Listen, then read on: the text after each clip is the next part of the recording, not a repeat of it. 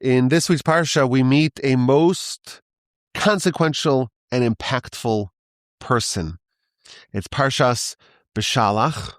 And at the end of the parsha, the nation is fresh off their resounding victory. They have the Exodus, 7 days later, the showdown at the sea, and the splitting of the sea, and the nation walks in dry land between walls of water, and the Egyptians follow suit, and the waters crash down upon them, and this creates this amazing crescendo at the sea. The nation erupts in spontaneous song to celebrate the great miracle that the Almighty performed for them. But the parsha proceeds. We're talking about all sorts of challenges that arose. The nation reached a peak, a pinnacle, and that is followed with all sorts of new and unanticipated challenges. Twice, they're stranded without water, and they don't have food. You're in the desert, and you don't really have a plan, and there's a nation of millions of people, and there's nothing to drink, and finally you arrive in a place, and there is water, but the water's bitter, and that's the first challenge, and there's another challenge, there's no water at all, and Moshe is told to strike the rock, and the water erupts forth from the rock. And there's no food, and then manna comes, manna from heaven. And this is positioning the nation where they were reliant on the Egyptians. The Egyptians designated and designed their life, and now it's time to rely on God. And the nation is put into very difficult circumstances where they have to really develop and flex that muscle of reliance on God. Now, at the end of the parsha, we read about a new problem, a new threat. The nation is attacked. They're attacked by another nation, the nation that serves as the arch enemy of our people, the nation of Amalek. One menace has been drowned, and now a new menace arises. The nation was in a place called Rephidim, and they were attacked, and they launched a counterattack. And the counterattack is very unusually designed. Moshe tells his student, Joshua, go select men and make war against Amalek tomorrow. And while you go to war in the valley against Amalek, I'm going to go on top of the mountain with Aaron on one side, with Hur on the other side, and I'm going to pray. And this is the two-tiered method of war, where Moshe is waging the spiritual war. He's the spiritual general of the people. And Joshua, Moshe's attendant, Moshe's student, Moshe's aide, Moshe's right-hand man, he is going to lead the physical battle in the valley below against Amalek. Now, this is the first time that we're going to be introduced to Joshua. Joshua, son of Nun, Yehoshua ben Nun, or bin Nun. And 40 years after the events of our parsha, Moshe is going to pass. And Moshe is going to ask God, before he passes, for a successor. The nation should not be a flock that does not have a shepherd. And Moshe, when he asks God to appoint a successor, he thought that his sons would be worthy candidates to replace him. But God designates Joshua. Joshua, Moshe's trusty student who never departed his side.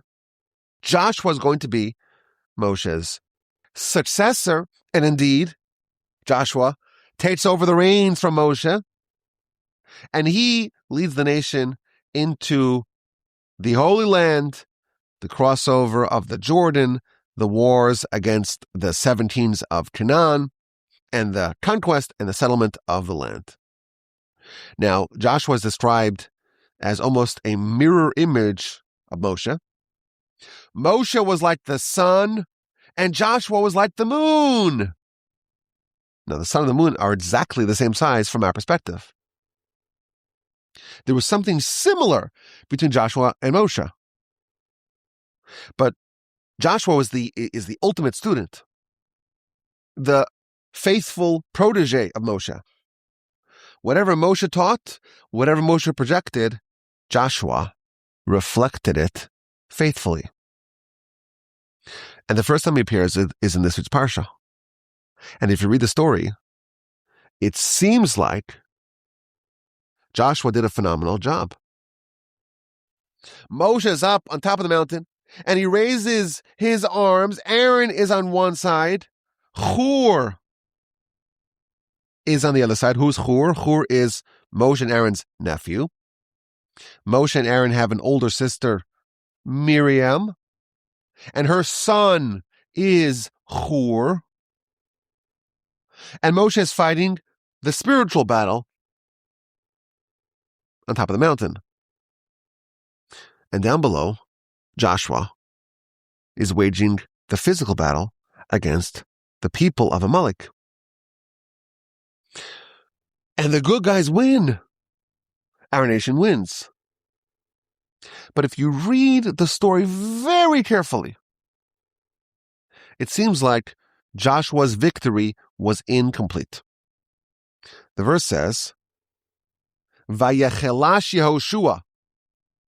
Joshua weakened Amalek and his nation with a sword. Joshua used weapons of war to weaken Amalek. Now we know there's a mitzvah for us to wage war against Amalek. But the Torah uses very clear terminology. We're not told to weaken Amalek. It's the one nation that is completely irredeemable. And we're told that we must completely and utterly and thoroughly annihilate Amalek. We have to erase its memory from underneath the sun. So long as Amalek exists, the throne of God is incomplete. So if you look at Joshua, this is his introduction.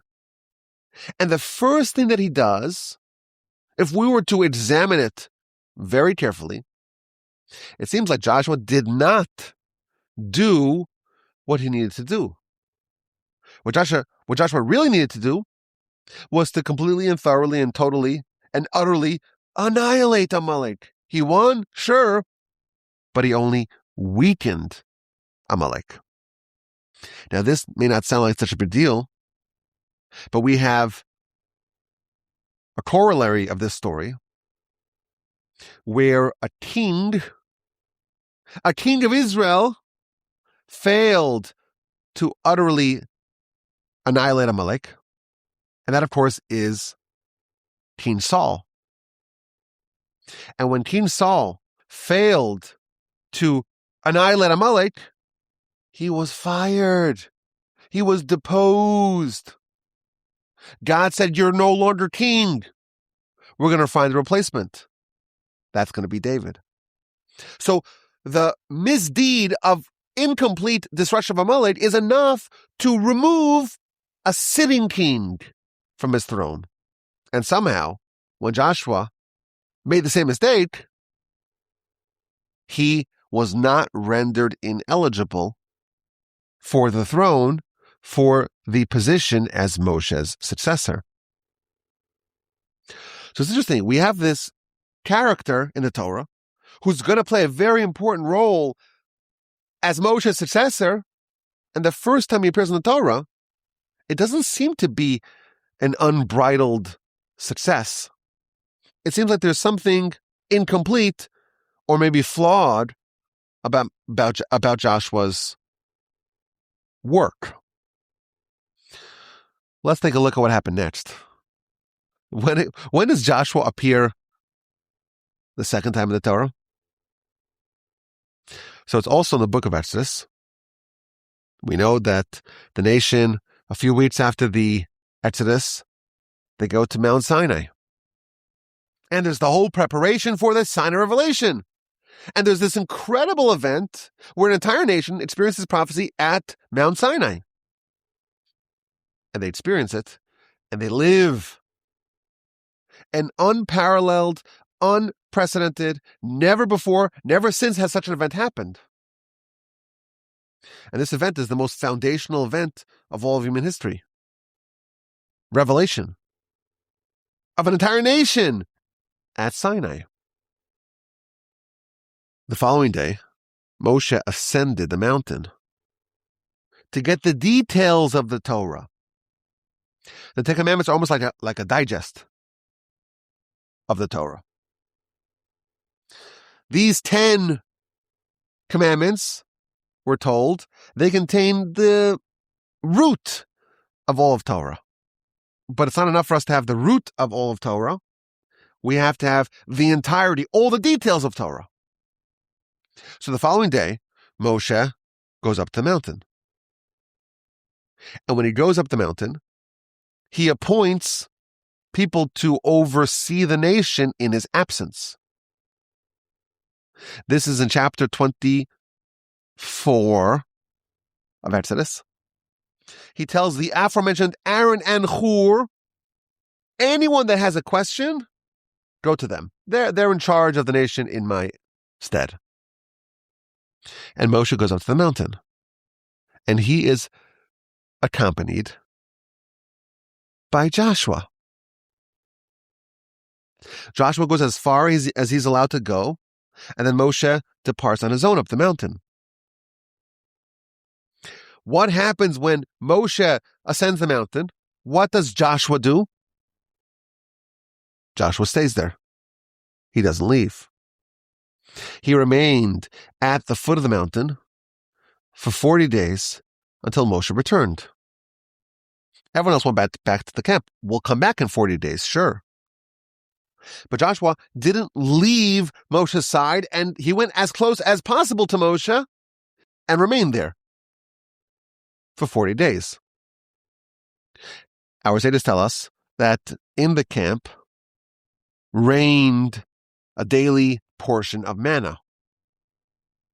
And outside the camp, there was also manna for one person, for Joshua. He didn't leave Moshe at all. And even when he wasn't able to be by Moshe's side, he remained as close as possible to Moshe. What happened next? So we know the nation, at the end of the 40 days, there's this terrible, calamitous event, the golden calf. And Hur tries to stop them, and he's slaughtered.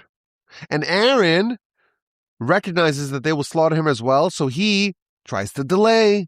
And eventually, in some very mysterious fashion, he actually seems to collaborate with the sinners to make the golden calf.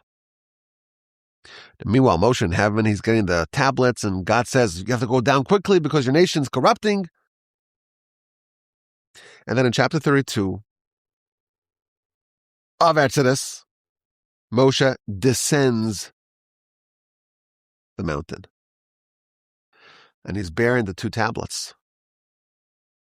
And he meets Joshua.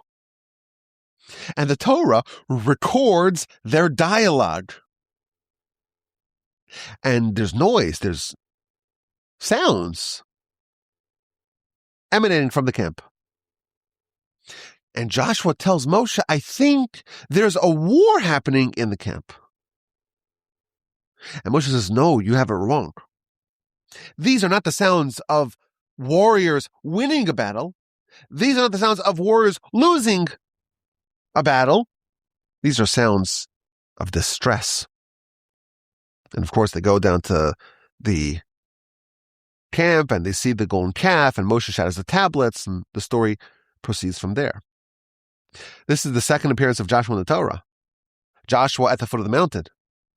And the Torah could very easily have omitted this conversation. We have Joshua diagnosing the sounds from the camp. And Moshe says, no, you got it wrong. You're misattributing the sounds. These are not sounds of victory or loss. This is a different category of sound. The second time that Joshua appears, again, he's making some judgment that's wrong. And the Torah goes out of its way to tell us this. If this conversation was omitted, the story would be would be complete, right? The Torah goes out of its way to say, oh, Joshua said X, and Moshe says, no, you're wrong. This is why. This is something else.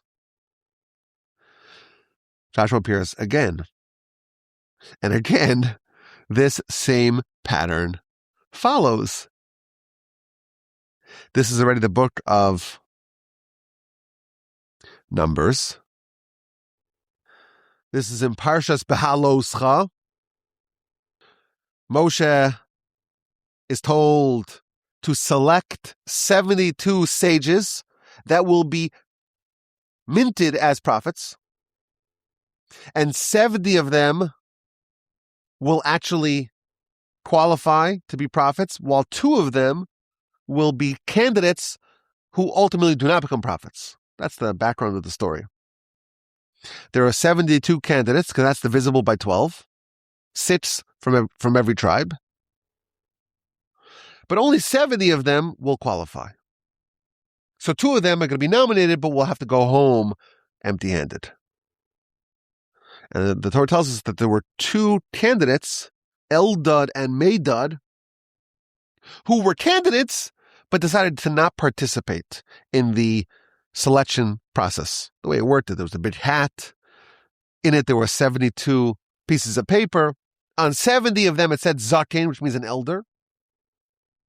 And on 2 of them, it was blank. 2 were blank pieces of paper. Whoever picked up a ticket that said Zaken, they became immediately imbued with prophecy. And whoever picked the blank paper, you're a candidate, sure, but you're not going to be a prophet.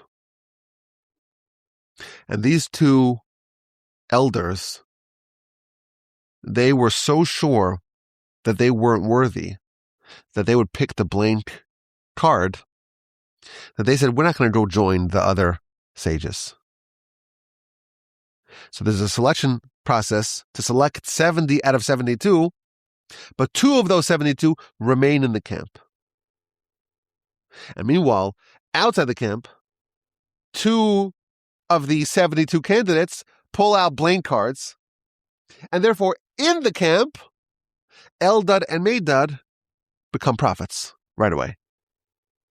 And they start prophesying. And they publicly announce Moshe will die, and Joshua will lead the nation into the land. It's a very dramatic story. Eldad and Medad, the rogue prophets. And when Joshua hears about this, he gets very angry. This is a dishonor to Moshe. So he urges Moshe to punish these 2 rogue prophets. Joshua makes a proposal, and Moshe rejects it. Are you being zealous in my honor? You want me to punish these 2 people? I wish the entire nation would be like these 2 people. For the 3rd time, Joshua's actions and his assessments are not complete. He thought that it would be appropriate to punish these 2 rogue prophets. And Moshe says, no, you have it wrong. I wish everyone was like them. And again, the Torah could have omitted this misjudgment of Joshua, and we would be none the wiser. But the Torah records it. And again, for the 3rd time, Joshua's actions are imprecise. Joshua appears one more time before he is nominated as Moshe's successor. That's in the disastrous episode of the spies. The spies sent to scout the land. 12 men from 12 tribes.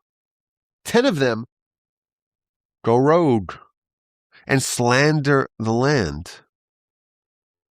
Joshua and Caleb. Joshua from the tribe of Ephraim, Caleb from the tribe of Judah.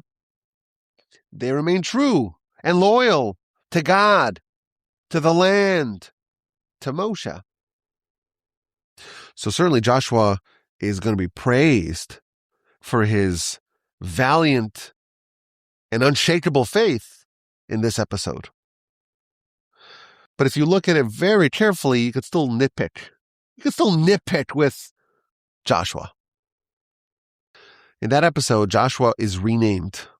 He was originally called Hosea, and then Moshe renamed him Yehoshua. He added the letter Yud to the word Hosea. And the commentaries tell us that the word Hosea, it means salvation. But the word Yehoshua, that's a reference to not only have salvation for yourself, but to also create salvation for others. And the commentaries tell us that Moshe renamed Joshua from Hosea to Yehoshua because he was responsible to make sure that the entire party of all 12 don't go awry. Moshe was aware that there was a risk in this mission, in this expedition. And Moshe says, Joshua, you're not Hosea, you're Yehoshua. You must save everyone here from disaster. So even though Joshua himself, Joshua and Caleb, they remain righteous, it's hard for us to say that Joshua's fourth appearance in the Torah was a complete success. If Moshe tasked Joshua with making sure that the expedition does not go off the rails, he fell short because it went off the rails big time. These are the four appearances of Joshua in the Torah. The fifth, Moshe says, I need a successor. And God points to Joshua. And the question is, why was Joshua selected? And the answer is a very valuable one for us. What made someone great? So we may have an impression or an understanding that people are born with certain talents and certain righteousness and certain nobility from youth, and they're destined for greatness from day one. Maybe there's a path for that. That is not Joshua's path. Joshua was not a flawless wunderkind.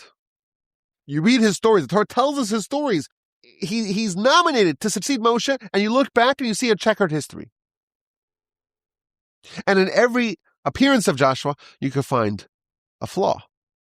And the Torah tells us the critique that Moshe gave him. No, these are not the sounds of winners or losers in battle. It's a different sound. Joshua, you have it wrong. Oh, you want me to punish Eldad and Medad? No. I wish everyone was like them. I have the complete opposite take on this event. Joshua was given a very important job to go destroy Amalek. He weakened them. Joshua was nominated to keep the scouting expedition in check, and we don't see full success. And the Torah chronicles Joshua's apparent failures. And it seems like Joshua's path to become Moshe's successor, it's told in the Torah. And it's told in a very counterintuitive manner. He made miscalculations. Sure. But those were all steps in his development. He didn't achieve the pinnacle despite those imperfections. It's the opposite. These were all stages in his growth. The Torah has a very interesting label that it assigns to Joshua. He's called a student. And he's called a nar, a youth.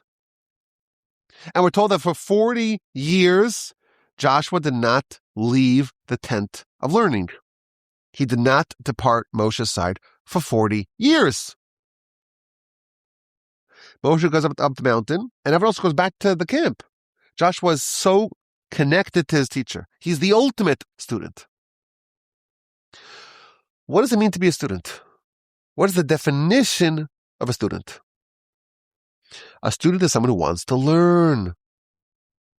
A student is the acknowledgement of incompleteness and the imperative for more instruction, for more direction, for more guidance. The Torah describes Joshua as a student. That's who he was. His essence was about always improving, always refining, always growing, always advancing.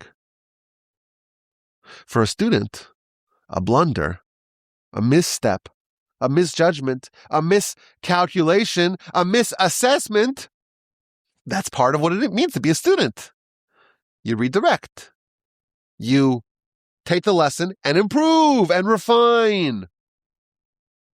A mistake and imperfection is fertile grounds for more improvement. Joshua is a student. He's also a youth. And we think of a youth, what does it mean to be a youth? It means to be, an adolescent.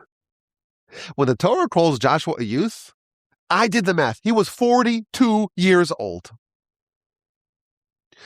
None of us would describe, I guess today they say, the coddling of the Americans till you're 26, you're under your parents' insurance.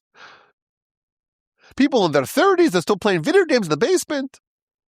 So maybe in our society that someone who's 42, we could understand that they're still young. But Joshua already had the battle against Amalek behind them. And they're called a youth. It's not a description of age.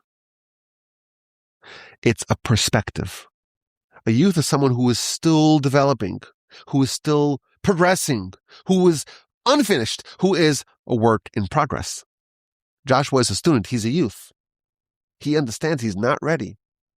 And inevitably, there's going to be missteps. And those are productive opportunities to learn, to improve, to course correct, to recalibrate, to adjust.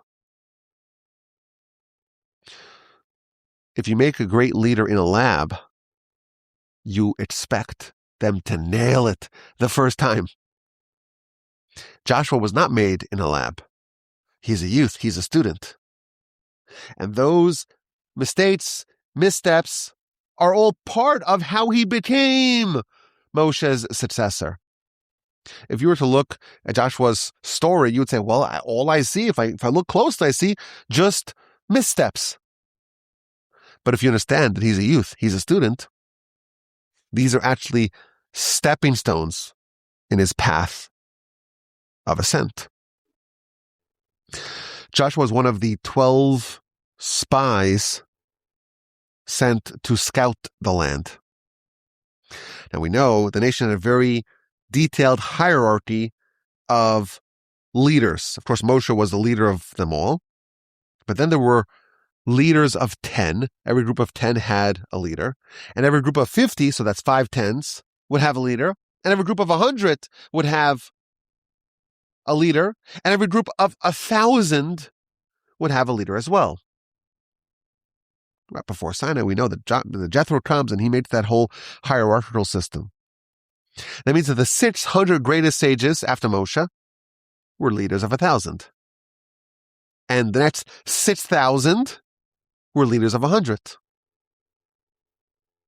And the next 12,000 were leaders of 50. And so on. Which one was Joshua? Joshua was a leader. Was he a leader of 10, of 50, of 100, of 1,000? At the time of the sin of the spies?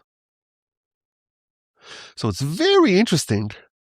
Our sages tell us that the 12 spies who were sent to go reconnoiter the land were leaders of 50. Meaning they weren't as great as the 600 leaders of 1,000 or the 6,000 leaders of 100. Now, it also tells us that the spies were listed in order of greatness. Joshua is the 5th of the 12 spies listed. So if you do the math, at the time of the sin of the spies, there were at least 6,604 leaders of the people who outranked Joshua. because you have 600 leaders of 1,000, 6,000 leaders of 100, and the 4 leaders of 50 that outranked Joshua.